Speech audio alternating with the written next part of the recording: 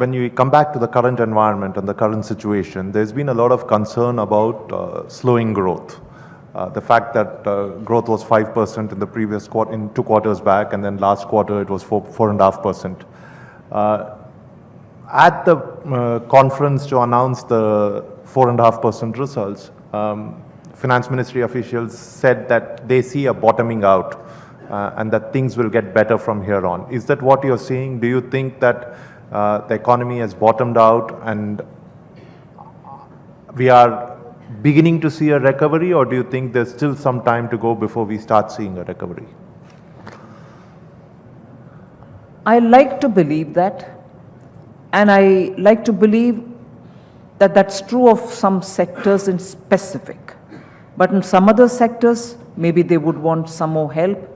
So I don't want that to lead to me lead me to a state of lull.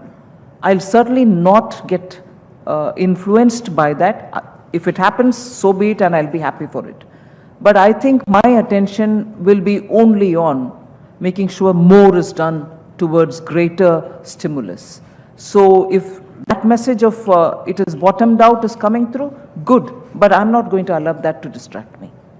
In Parliament, in your speech in the Rajya Sabha, you spoke about 32 measures that you would actually put in place to ensure that some of these things are addressed. Will there be more? Because especially after this 4.5% came out, there has been a significant demand from industry, from analysts, that right now the only way out seems to be a very strong fiscal push, a very strong fiscal stimulus.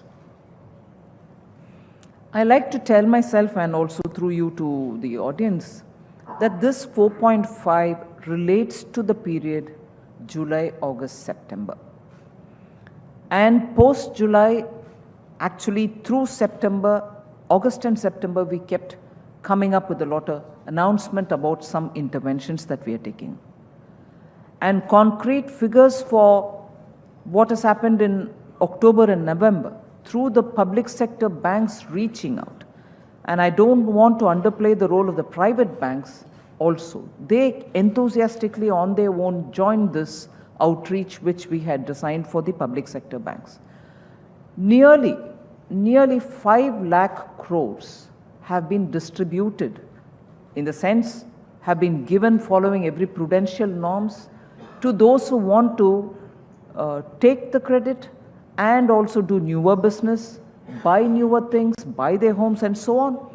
So, and this has happened in 400 districts of the country, which means we are talking about money reaching directly for consumption purposes in those hinterland and not in metropolitan cities. So one concrete step where I'm giving you the figures about how we have made sure money reaches people for consumption. The other way in which I can reach money for consumption is to send more money through direct benefit transfer into the accounts of those beneficiaries who should get it. Farmers or MSMEs or people who are otherwise receiving government entitlements. That's also happening. In fact, the figures which I had given out, in the first 2 tranches of the farmers getting the PM Kisan, we had nearly 7.2 crore farmers who received it. The number has come down a bit, but we are also making sure they are all Aadhaar seeded so that it doesn't really go into ghost accounts. So there are ways in which, for giving stimulus, for consumption, we are adopting a direct method and also the method through which we are spending on infrastructure, whose spillover can go over to other core industries, labor, and so on.